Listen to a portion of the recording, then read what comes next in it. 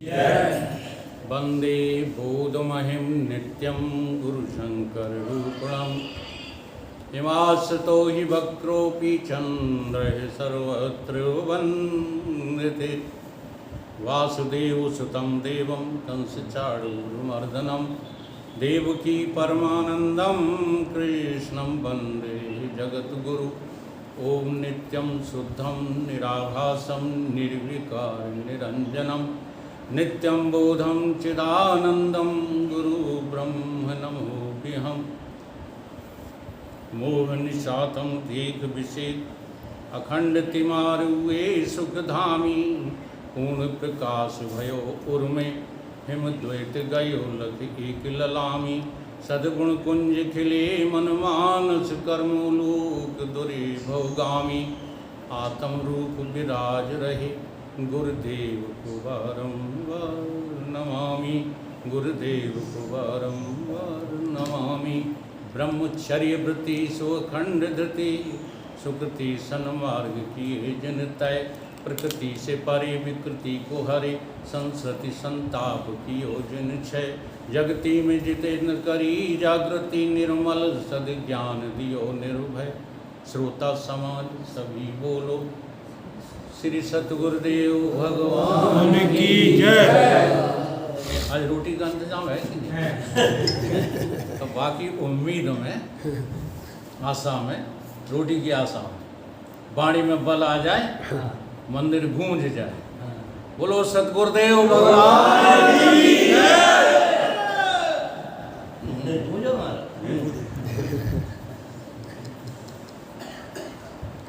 उपसंहार वाला दोहा उठा लेते हैं, उसी से जो है आपको संकेत देते हुए सच्ची बात का वर्णन करें। गिरा अर्थ जल बीच सम कहियत भिन्न ना भिन्न। बंदहु सीता राम पद। अब देखिएगा जितनी भी चौपाइयाँ आई हैं, इन सारी चौपाइयों और दोहों में तुलसीदास ने दो ही शब्द इस्तेमाल किए हैं, चाहे प्रणाम किया हो चाहे वंदना की हो। जब कहा है तब पद कहा है, या तो पद कहा है या चरण कहा है। और दूसरा तीसरा शब्द जो है यहाँ प्रयोग नहीं किया गया। देख लो प्रत्येक चौपाई में। अब हमको पता है कि ये जो है गोस्वामी जी किस पद को प्रणाम कर रहे हैं। हमें तो ये लगता है कि उन्होंने एक लाइन बांध दी, हाँ, अनेक व्यक्तियों को प्रणाम किया है, जबकि वास्तविकता क्या है? केवल भगवत पद को प्रणाम किया है और किसी को भी प्रणाम नहीं किया है। और ये शिवोहम जो है ना, वो राम ही हम तो है। शिवोहम की जगह रामो हम कह दो तो कितनी दिक्कत आएगी। अगर आप शिवोहम को नहीं, यानी शिव को नहीं समझते हो तो राम को भी नहीं समझते हो।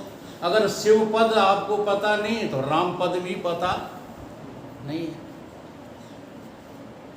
ये राम का नाम हो या राम का रूप हो, ये सभी नाम रूप जितने भी संसार में हैं, चाहे भगवान के हों, चाहे इंसान के हों, चाहे 84 लाख योनि के हों, सबका एक ही पद है और उसी पद का नाम है शिव पद, राम पद, कृष्ण पद।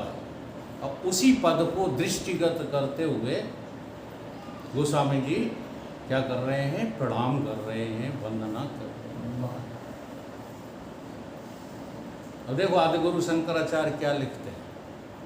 आदिगुरु शंकराचार्य तो हमारे गुरुदेव से पूर्व जो है प्रकट हुए हैं ना।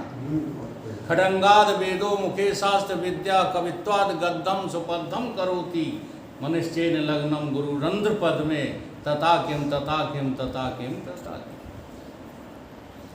कहाँ है दृष्टि उनकी? गुरु पद पर। और भी तमाम जो अष्टक लिखे हैं आदिगुरु शंकराचार्य ने, और उन सभी अष्टकों में क्या कहा है? चिदानंद रूपः शिवोहम शिवोहम। वो शिव को है वो राम कौन है, वो शत्रुघ्न कौन है, रिपुसूदन। अब जरा इस बात पर कभी आप लोगों ने ध्यान दिया है कि वशिष्ठ जी महाराज ने नामकरण संस्कार जब किया तो नामकरण संस्कार में 4 नाम रखे हैं। कितने नाम हैं? हाँ, राम लक्ष्मण भरत शत्रुघ्न। 4 हैं कि एक ही है? जरा कभी गहराई से आपने नामकरण संस्कार की चौपाइयों पर ध्यान दिया हो तो पता चले। हाँ, एक ही नाम को 4 जगह कह दिया है। देख लीजिए आप, बड़े ध्यान पूर्वक सुनिए। जो आनंद सिंधु सुख राशि, सीकर त्रैलोक सुपासी, सो सो हम, यही बात वहां कही है।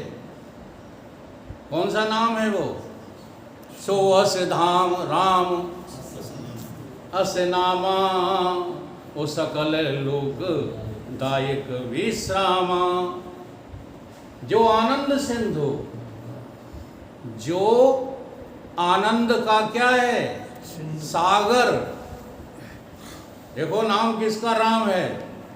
जो आनंद का सागर है, जो आनंद सिंधु, सारे सुखों की क्या है? राशि है। सारे सुख झूठे हैं आत्म सुख के सामने, सारे आनंद झूठे हैं आत्मानंद के सामने।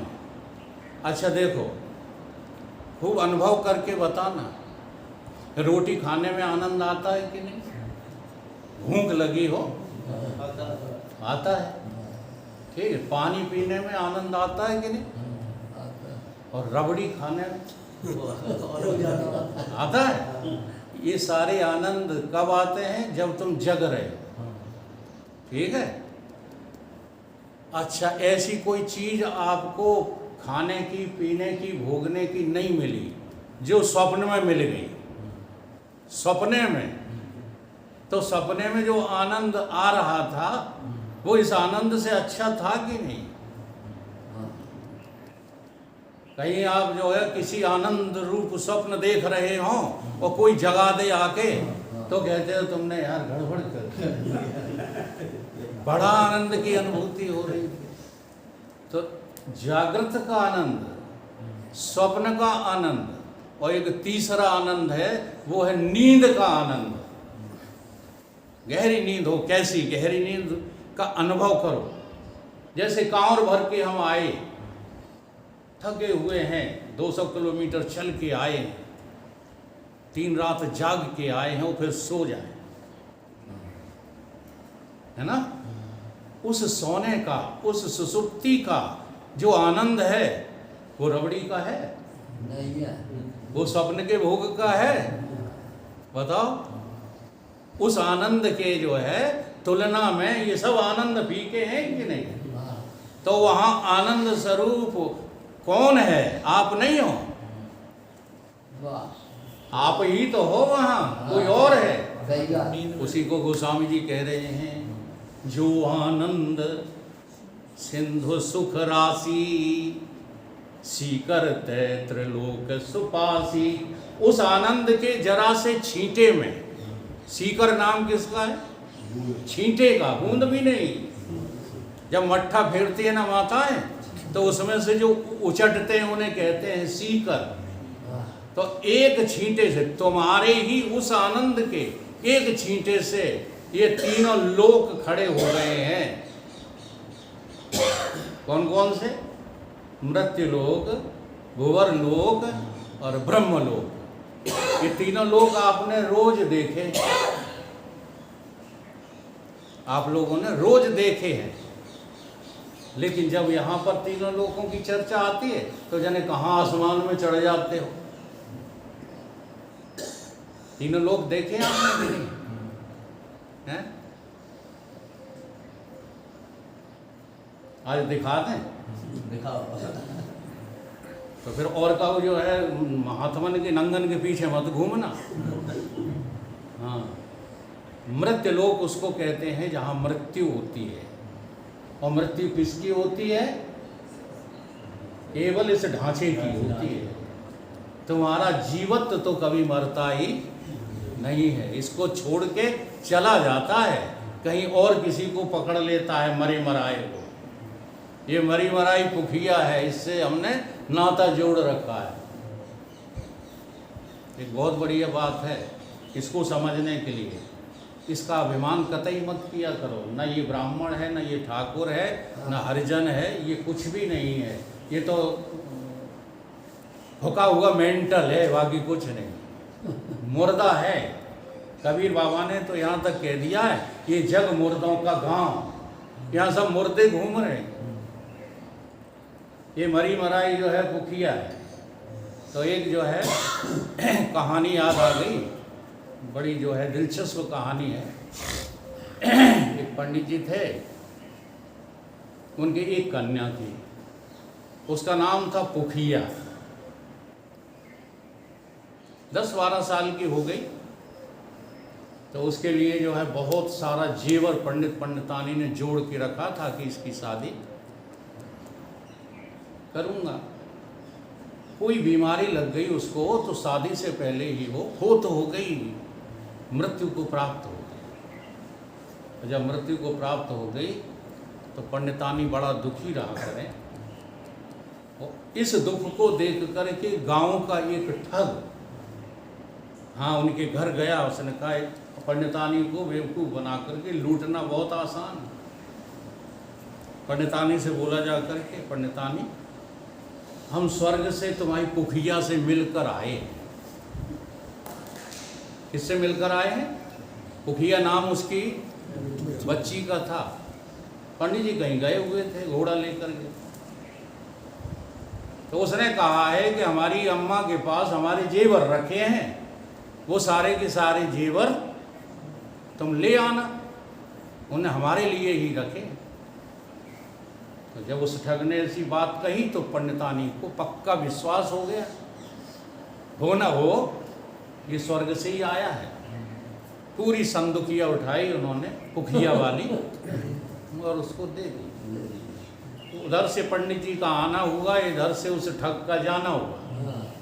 आमना सामना हो गया, संदुकिया देख ली पंडित जी ने। घर जाके सबसे पहले पंडितानी से पूछा, इसको तुमने क्या दे दिया है संदुकिया में? कि वो ये कह रहा था हम पुखिया से मिलकर आए हैं स्वर्ग से। उसने अपना जेवर मंगाया सो मैंने दे दी। पंडित जी बोले अरे बेवकूफ़ कहीं की, ठग था वो ले गया। अब वो भागा, पंडित जी उसके पीछे एक पेड़ पे चढ़ गया। आम का पेड़ यूपी में बहुत है, इटावा से ही शुरू हो जाते हैं आम के पौधे। वो इनके ममाने में बहुत ही हंस रहे हैं, इसलिए हंस रहे हैं। वहाँ झाड़ के झाड़ हैं, घने आम ही आम, आम ही आम। तो आम के पेड़ पर चढ़ गया ठग। पंडित जी ने देख लिया, नीचे घोड़ा छोड़ दिया और पंडित जी ने कहा उतर आओ। अब वो मना कर रहा, मैं नहीं उतरूँगा, तुम में हो दम तो चढ़ के आ जाओ। तो पंडित जी पेड़ पर चढ़ गए और जैसे ही पंडित जी पेड़ पर चढ़े और उस ठग ने छलांग लगाई और घोड़े के ऊपर, और घोड़ा लेकर के भाग गया। अब मुंह सुखाकर पंडित जी आए घर पंडितानी के सामने, बोले क्या हुआ, पकड़ा ठग? अरे कहीं कहाँ से पकड़े, तूने जो बेवकूफ़ी की थी। कहीं हमने कहा बेवकूफ़ी करी, जो कही जो हमने दे दी। तुमने ये बेवकूफ़ी की कि ये मरी मराई पुखिया से ये काला में बैठे हो तुम सब, हम पुखिया है ये और बाकी कुछ नहीं है। इसलिए इसका अभिमान छोड़ दो। दे अभिमाने गलते विज्ञाते परमात्मना। जब तक इसका अभिमान नहीं छोड़ोगे तब तक परमात्मा में मन नहीं लगेगा। और जिस दिन तुम इसका अभिमान छोड़ दो फिर परमात्मा की सिवा कहीं मन जाएगा ही नहीं। छोड़ के तो देखो, बड़ा कर्रा काम है ये। तो कहने लगे मरी मराई पुखिया से, पंडितानी से, काहे नाता जोड़ा, और तूने गंवाई संदुकिया, मैंने गंवाया घोड़ा। इसलिए ये क्या चीज है? ये मरी मराई जो है पुखिया है, इसका नाम राम नहीं है। नाम किसका नाम है? राम। जो आनंद सिंधु सुख राशि, तीनों लोक जिसके आश्रित हैं, तो मृत लोक है ये।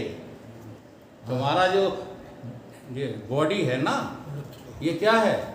यही है मृत लोक। हाँ, यही मरना पड़ेगा, और कहीं नहीं मरता कोई। अगर इसका मरना तुम मरना समझते हो तो मरोगे, बचोगे नहीं। और एक बार इसको मरा मराया देख लो तो किसको मरना है बताओ। और दूसरा होता है भंवर लोक, जिसे आप स्वप्न कहते हैं। ये दोनों ही लोक, तीनों लोक काल्पनिक हैं।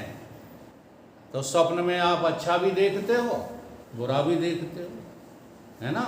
आनंद भी आता है और कभी कभी रोते भी हो स्वप्न में, जब शेर पीछे पड़ जाता है तो ये है क्या? नर्क और स्वर्ग लोक, जिसे भंवर लोक कहते हैं। आपका सूक्ष्म स्वप्न, हाँ, स्थिति ही क्या है? भंवर लोक है। तो बात समझ में नहीं आ रही है तो बता देना।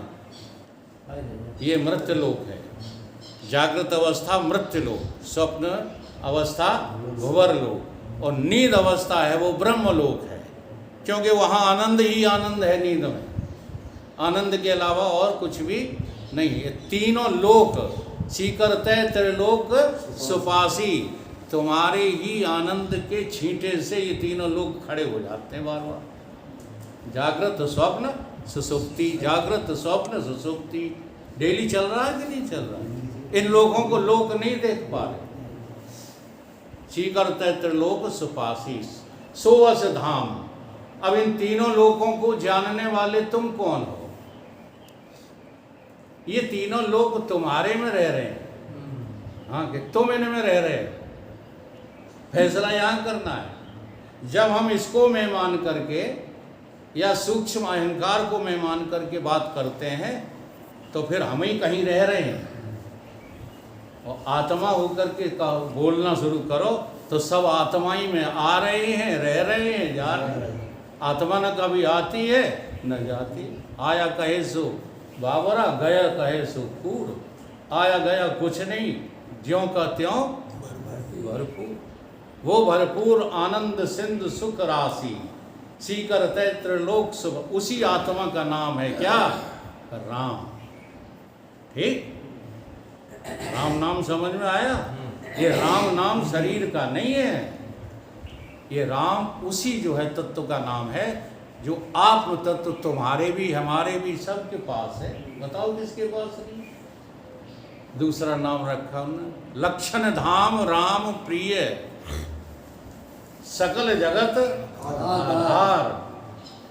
राम को केवल यही आधार प्रिय है, दूसरा कोई आधार प्रिय नहीं है। उसी को लक्ष्य करके गोस्वामी कहते हैं कि वही धाम, लक्षण धाम राम प्रिय, और सकल जगत आधार। सारे जगत का वो क्या है? आधार है। जैसे इस मकान का आधार क्या है? इस मकान का आधार क्या है? मिट्टी। नहीं बोल पा रहे? हाँ, काय नीम पे खड़ा है ना, नीचे नीम है, मिट्टी है। और नीम क्या है? नीम मिट्टी नहीं है। नीम जो है वो मिट्टी नहीं है, ईंट है वो मिट्टी नहीं है। ये सब मिट्टी ही तो है ना। जड़ता का उदाहरण चैतन्यता को समझने के लिए दिया जाता है। बाहर से हमें कुछ लेना देना नहीं मकान फकान से। हम मकान नहीं समझा रहे, हम क्या चेतन स्थिति समझा रहे हैं। सकल जगत आधार, जैसे सारे मकानों का आधार एक मिट्टी है, मिट्टी के अलावा कुछ है? चाहे तुम कितने भी डिसेंट बना लो मकान, हैं गाय के? मिट्टी के। ऐसे ही सारे जगत का, सारे ब्रह्मांड का आधार आपका आत्मा ही है। हाँ, निर्णय करो, अगर हम ना हो तो दुनिया है? अगर हम ना होते, चलो अभी कर लो ना, आंखें बंद करो, दुनिया है? हमारे होने से दुनिया है। दुनिया के होने से हम नहीं हैं, ये बात समझिए। तो लक्षण धाम राम प्रिय सकल जगत आधार, गुरु वशिष्ठ तही राखा लक्ष्मण नाम। तो आत्मा का नाम ही लक्ष्मण है। देखो गोस्वामी जी का लक्ष्य, आत्मा का नाम ही राम है। ठीक। अब विश्व भरण पोषण कर जोई, ताकर नाम भरत अस हुई। सारे विश्व का भरण पोषण कहाँ से हो रहा है? आप जो है भरत कहीं अलग से नहीं कर रहे हैं महाराज। देखो अभी बोल गए थे, इसका तो अच्छा इन्होंने अर्थ किया है। भा धातु से भरत बना है और भा धातु से भूमा शब्द निकलता है, जो श्रुतियों में आत्मा अर्थ किया गया है। यो वे भूमा तत् सुखम न अल्पे सुखम अस्ति। श्रुति कहती है कि भूमा नाम किसका है? आत्मा का। और आत्मा में जो रत रहता है, हाँ, उसका नाम भरत है। ठीक है। विश्व भरण, उसी से विश्व, विश्व माने तुम्हारे ये तीनों शरीर, विश्व ही तो है। वैश्वानर तुम्हारा ही नाम है, किसी और का नहीं है। इसका भरण पोषण किससे हो रहा है? बिना आत्मा के हो रहा है, बिना चैतन्यता के हो रहा है। मरे जा रहे सब जने, हमारे सहयोगी मर गए, अब हमें को पालेगा? बेवकूफ हो तुम। आत्मा के बिना कोई पालन पोषण करने वाला नहीं है संसार में। और होए कोई तो बता दो। जैसे आत्मा निकल जाए फिर कोने पालोगे बताओ? बच्चा पैदा हुआ, 1 महीना रहा, फिर उसमें से जीवात्मा निकल गई। जीवात्मा का निकलना और प्रवेश करना तो स्वीकार करता है वेदांत, लेकिन आत्मा का नहीं करता। जीवात्मा से भी कहीं जाके परमात्मा है आत्मा। उस आत्मा को समझने के लिए ये सत्संग चलता है। तो विश्व भरण पोषण कर जोई, ताकर नाम भरत अस होई। तो भरत नाम भी आत्मा का ही लक्ष्य है। और जाके सुमरनते रिपु नासा। वो है रिपु। तुम्हारा शत्रु कौन है? गीता में भगवान ने कहा कि तुम ही अपने दोस्त हो, मित्र हो, तुम ही अपने शत्रु हो। तुम्हारी जब मैं जगत में लग जाती है तो आप अपने शत्रु बन जाते हो, और आपकी मैं जगदीश में लग जाती है तो आप अपने मित्र बन जाते हैं। आपका न कोई मित्र है न कोई शत्रु है। विचार करके देखो। इसी को कहते अपने आप का सुमिरण करो। चलते हुए, फिरते हुए, आंख का पलक झपकते हुए कहा गीता में भगवान ने, तो माम स्मरेति, मेरा सुमरण। मेरा सुमरण का अर्थ ये थोड़ी कह रहे हैं कि देवकी के पुत्र कृष्ण के शरीर का सुमरण करो। नहीं, इस व्यापक आत्म तत्व का सुमरण करो। इसके सुमरण करने से ही जितने भी शत्रु हैं तुम्हारे, काम, क्रोध, लोभ, मोह, मद, अहंकार, सब नाश हो जाते हैं।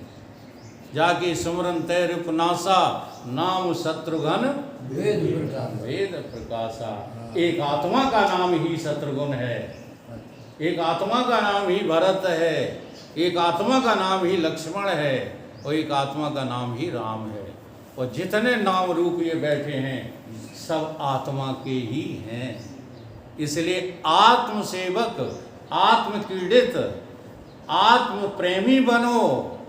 बाकी सारी दुनिया, अब देखो एक बहुत रहस्य की बात बताएं, जब आप आत्म प्रेमी हो जाओगे ना तो आप सर्व प्रेमी हो जाओगे। और आप पर्टिकुलर किसी को प्रेम करोगे, किसी एक विशेष चीज को, तो सारा जगत कट जाएगा, उसी के गुलाम हो जाओगे। जिससे टच में रहोगे ना, बस उसे कहते हैं मोह, उसे कहते हैं राग। वो प्रेम नहीं होता। प्रेम तो केवल आत्मा से आत्मा का ही होता है। अगर हम आत्मा हो गए तो आप सब लोग मेरी दृष्टि में कौन हो? आत्मा तो एक ही है, कोई हजार थोड़े हैं। जैसे कोई मकान मिट्टी हो गया तो अब उसकी दृष्टि में सारे मकान कौन है? मिट्टी ही तो है। तो जो आत्मा अपने को देख लेता है उसकी दृष्टि में सब कौन है? तो बोलो वो किसे प्यार कर रहा है? अपने ही को तो कर रहा है, इसलिए वो जगत प्रेमी हो जाता है प्रेम जगत में सार और कछु सार नहीं, मन कर ले आत्मा से प्यार, मन कर ले प्रभु से प्यार। प्रभु नाम चैतन्य आत्मा का है। आज आत्मा आत्मा हम इसलिए जो है बोल रहे हैं क्योंकि परमात्मा शब्द को बोलेंगे तो आपकी समझ कहीं और चली जाएगी। इसलिए आत्मा को यदि आप समझ जाओ तो फिर सद्गुरुदेव भगवान की कृपा तुम्हें ये समझा ही देगी क्या कि परमात्मा आत्मा ही है, कोई और है ही नहीं। इसलिए अब थोड़ा सा पद का जो है चर्चा करेंगे। इसलिए जो पद शब्द आया है वो आत्म पद के लिए आया है। तो गोस्वामी तुलसीदास जी किसको नमस्कार कर रहे हैं? अपनी ही आत्मा को नमस्कार। तो देखो नमस्कार में खेल भी यही होता है भाई साहब, अगर आप ध्यान दें तो। अगर ध्यान दोगे तो पता लगेगा कोई किसी को नहीं कर रहा है नमस्कार, अपने को ही तो कर रहे हो। चार मिले तब नमस्कार सच्ची होती है। चार मिले, हमारे तुम्हारे नेत्र मिलेंगे तो कितने हो गए? अच्छा आंख ना मिला, राम राम साहब ये कोई राम राम है? चार मिले 64 खेले, हमारे तो झर गए हैं ना। हाँ 32 आपके 32 हमारे। 64 हाँ 4 मिले 64 खेले, 20 मिले कर जोर। वाह कितने मिल गए? 20। 10 जालन 10 हमारे 10 तुम्हारे, हाथ जोड़ कर 20 ही तो भाई। 20 मिले कर जोर, ठीक है। सज्जन से सज्जन मिले पुलकित 60 करोड़।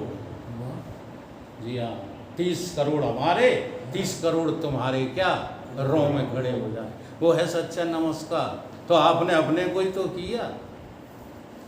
हम नमस्कार में भी बड़ा स्वार्थमयी दृष्टि देते हैं। ये भाई साहब हमें करेंगे नमस्कार तो ही हम करेंगे, नहीं करेंगे। वो नमस्कार नमस्कार नहीं होती। हाँ वो झूठा व्यवहार है, वो मतलब का स्वार्थ का व्यवहार है। सच्चा नमस्कार तो अपने आप को ही होता है। तो जो अपने आप को नमस्कार करता है समझ लो उसने परमात्म पद की वंदना कर ली। और ये पद श्रुतियों ने राम पद कहा है और ये आपके साथ 4 जगह रहता है, 4 भागों में बटा रहता है। वो थोड़ा विषय जरूर रखेंगे क्योंकि पद की दृष्टि अगर आपको ठीक से समझ में आ जाए तो फिर उन चरणों को नहीं तलाशते फिरोगे जाओ अयोध्या में। हम उसका विरोध नहीं करते, जिसकी अभी जो है मूर्ति भावना है वो मूर्ति की पूजा करे, मना नहीं है। इसकी जो भावना है जाके रही भावना जैसी प्रभु मूर्त देखी तन तैसी। लेकिन सच्चा ज्ञान और सच्चा बोध तो तभी होगा जब पद शब्द को ठीक से समझ जाओ। पद होता है जैसे चपरासी का पद, कलेक्टर का पद होता है कि नहीं। घरों में होता है माता का पद, पत्नी का पद, बुआ का पद, बहन का पद। पद शब्द समझिए। ऐसे ही राम का पद, यहाँ जो है पद को नमस्कार है। ये पद क्या है? तो श्रुति में एक सूत्र दिया है, बहुत छोटा सूत्र है। सर्वम ही एतद, सर्वम जो कुछ भी है ये सब क्या है? सर्वम ही एतद अहम, वो सब ब्रह्म ही है और कुछ नहीं है। ब्रह्म पद का नाम ही क्या है? अहम। अयम आत्मा ब्रह्म। फिर कह दिया अयम आत्मा चतुष्पाद। ये 4 पद में विभाजित है, जिसमें 3 पद माया के हैं। ये थोड़ा कठिन विषय पड़ेगा। 3 तो पद माया के हैं और चौथा हमारा अपना राम पद है। और जो उस पद को ग्रहण कर लेता है, उस पद को जान जाता है। इसी में आएगी चौपाई, जानत तुम्हें तुम्हें हो जाए। हाँ, फिर बकोगे नहीं, फिर चिल्लाओगे नहीं, जानत तुम्हें तुम्हें हो जाए। अब तुम जब जाने ही गए हो तो तुम दूसरे हो, कोई राम के अलावा बताओ। और राम ही हो तुम तो व्यापक हो कि नहीं हो। तो 3 पद माया के हैं, उनको समझ करके उनको हमें परिहार करना है। और चौथा पद हमारा है, उसे स्वीकार करना है। इसी का नाम है ब्रह्म ज्ञान। अब वो 3 पद कौन कौन से हैं?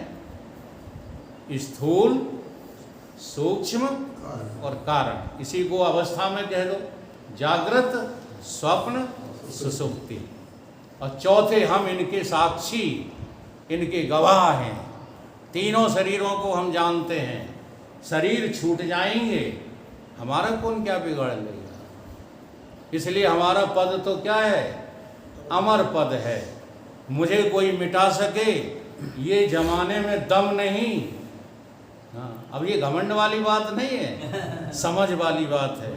जमाना हमसे है, जमाने से हम नहीं। अपने आप को पहचानो। सारे सुख और दुख जो है तुम्हारी मुट्ठी में। अपने को नहीं पहचानते हो तो सुख में सुखी, दुख में दुखी रहना सभी नर नारी जानते, लेकिन परमानंद में हर वक्त रहना कोई हमसे सीखे। हर हाल में खुशहाल रहना। भीतर से जो खुशहाल होते हैं वो बाहर से चाहे हंसें चाहे रोएं, उनकी जो है खुशी में कोई फर्क नहीं पड़ता। देखो राम जी रो रहे हैं कि नाटक कर रहे हैं? अब उनके लिए तो कह देते हो, तुम क्या कर रहे हो? नहीं कर रहे हो, हंसे रहते हो। जरा सा नुकसान सहन नहीं होता। उनकी तो जो है पत्नी हर ली गई है। हाथ उठा करके जवाब देना, तुम्हारी पत्नी का हरण कर ले जाए कोई, बोलो क्या करोगे? खूब पता है कि रावण ले गया है। क्यों? प्रमाण कहाँ मिलता है? इसी रामचरितमानस में। हाँ, तब लग करहो निशाचर नासा, तब लग करहो अग्निमय वासा। क्या कह रहे हैं भगवान यहाँ? कह रहे हैं कि हे मेरी परमेश्वरी सीते, अब ज्ञान में आ जाओ, ज्ञान अग्नि में प्रवेश कर जाओ। अब लीला शुरू होने वाली है। अब हम लोग क्या करेंगे? लीला। तो जानकी जी भी लीला कर रही हैं। देखो दोनों पद एक साथ कहे हैं, कहे कि नहीं? बंदो सीता राम पद, जिन्हें परम प्रिय खिन्न, जिन्हें दुनिया से खिन्नता हो जाती है, जो दुनिया से उदास हो जाते हैं। उदास का मतलब क्या है? उदास का मतलब ये नहीं कि हाय दुनिया हमें मिली नहीं। उदास का मतलब है वैराग। जो दुनिया से खिन्नता को प्राप्त हो जाते हैं वो सीता राम पद में स्थित हो जाते हैं। जो सीता पद है वही राम पद है, जो राम पद है वही सीता पद है। इसलिए कभी भी अपने व्यवहारिक जीवन में भी भेद दृष्टि करोगे तो भोगों की इच्छा होगी। बहुत अनुभूतियाँ की है जीवन में। ऐसा नहीं कि हम जो है बिल्कुल पाक साफ जन्म से ही थे। ये तो गुरुओं की और संतों की कृपा है कि ये बात जो है समझ में आ गई। अगर भेद करोगे तो भोग दृष्टि बनेगी। करके देख लो। और अभेद हो जाओ तो फिर भोग दृष्टि समाप्त। हम और तुम एक हैं, है ना? अब हम तुम एक हैं तो कौन है भोग है वो बताओ? कौन किसको मारेगा जब हम तुम एक ही हैं? और गीता में यही जो है सिखाया है भगवान ने अर्जुन को कि अर्जुन तू मेरी बात सीख जा, फिर ये सारा जगत मार, कोई मरेगा ही नहीं, तेरे को कोई पाप ही नहीं लगेगा। तो वो वहाँ मारने के लिए नहीं कह रहे हैं, समझने के लिए कह रहे हैं। ऐसे ही हम लोगों को इस आत्म पद को जो है समझना है कि यह आत्म पद ब्रह्म पद केवल हमारा अपना आत्मा ही है और कोई दूसरा है ही नहीं है। इसी को मंसूर एक संत हुए हैं, उन्होंने जो है फकीर हुए हैं मंसूर नाम से, बहुत अच्छे संत हुए हैं। मंसूर चढ़ा जब सूली पर तो रूह कफस से जाती थी, रूह अंदर की जो जीवात्मा है वो शरीर को छोड़ रही थी, लेकिन फिर भी आवाज़ खून से क्या आती थी, मैं बंदा नहीं हूँ, मैं ब्रह्म हूँ, अनहलक हूँ, ये आवाज़ खून से आती थी। तब भी उसने स्वीकार नहीं किया कि हम जो है देह हैं, सूली पर चढ़ा दिया, फिर भी वो यही कहते रहे कि हम तो ब्रह्म हैं, हम तो ब्रह्म हैं, हम तो ब्रह्म हैं। तो ब्रह्म पद का जब बोध हो जाता है तो फिर चाहे कुछ करो। इसलिए वो मंसूर जी कहते हैं कि अगर आपको बुद्धि दी है भगवान ने, मानव बनाया है तो बुद्धि है ही, अगर अक्ल है तो देख, सब दर पर खुदा, सब में खुदा, उसी का जलवा बुत खुदा। देख लो किसके जलवे से जो है राम जी पूजे, राम जी के देह की पूजा किसके जलवे से हुई, राम के पद से हुई कि राम के शरीर से हुई। देखो इतना गंदा काम तो कोई करता नहीं जितना राम ने अपनी दृष्टि। जी हाँ, किसी की भी औरत खो जाए या हरण हो जाए या कुछ भी हो जाए, ऐसी बुरी तरह जो है हाँ जनानी के लिए कोई रोता है? दिखा देंगे आपको, किसी की पत्नी मर जाए गांव में, फिर कंडोलेंस में चलेंगे, वो नहीं रोएगा। औरतों में तो हृदय होता है रोने का। जी हाँ, स्त्री तत्व में तो वो हृदय होता है कि वो चिल्लाती हैं, रोती हैं, लेकिन मर्द ऐसे लिपट झपट के रोते देखें कहीं? कबीर बाबा ने भी जो है मर्द के लिए नहीं लिखा, स्त्री के लिए लिखा, लिपट झपट के तिरिया रोग है, हंस अकेलो जाए। लिखा है कि नहीं? तो समझ रहे हो मैं क्या कह रहा हूं? राम जी बुरी तरह रो रहे हैं, ये इनका अच्छा आचरण है। अपनी तुलना में देखो तो इसका अर्थ क्या है कि राम जी रो ही नहीं रहे, केवल रोने का नाटक दिखा रहे हैं। ऐसे ही जब आत्म तत्व में विद्यमान हो जाओगे तो पत्नी कौन, पति कौन, बेटा कौन, बाप कौन, भाई कौन, मेरा तेरा कौन, ये सब एक तत्व में समाहित हो जाते हैं कि नहीं? तो मंसूर जी कह रहे हैं अगर अक्ल है तो देख, सब दर पर खुदा, सब में खुदा, उसी का जलवा बुत खुदा। बुत माने वो बाहरी वाली मूर्ति नहीं, ये मूर्तियाँ। देखो इन मूर्तियों में कोई पूज्य है कि नहीं, कोई पूजक है कि नहीं? अब ये महाराज हैं, इनकी पूजा हम करते हैं, तो बुत ही तो है, हम भी बुत हैं, ये भी बुत। बुत माने शरीर, उसी का जलवा बुत खुदा, बुत में खुदा। नज़र में कुछ कमी है तो नज़र आता नहीं है, और इन बुतों का खौफ है जिनको, वो खुदा पाता नहीं है। बुत कहाँ, बुत की हस्ती पर हस्ती है कहाँ? सब जहाँ में है खुदा, है ईश्वर, तो फिर बुत की हस्ती है कहाँ? तो खुदा से हम जुदा हों तो खुदा को ढूंढने जाएं, खुदा हम में, खुदा में हम, कहाँ आएं कहाँ जाएं? ये आना जाना जो जग में लगा है ना, ये इसीलिए लगा है कि आप अपने स्वरूप को नहीं समझना चाहते। तो इसलिए आप लगन लगाओ। और लगन का नाम ही अभी अभी हमने जिक्र किया था, नशा होता है, नशा। ठीक है, तो मंसूर जी ने एक पद दिया है, बहुत अच्छा, आप लोग भी दोहराएंगे।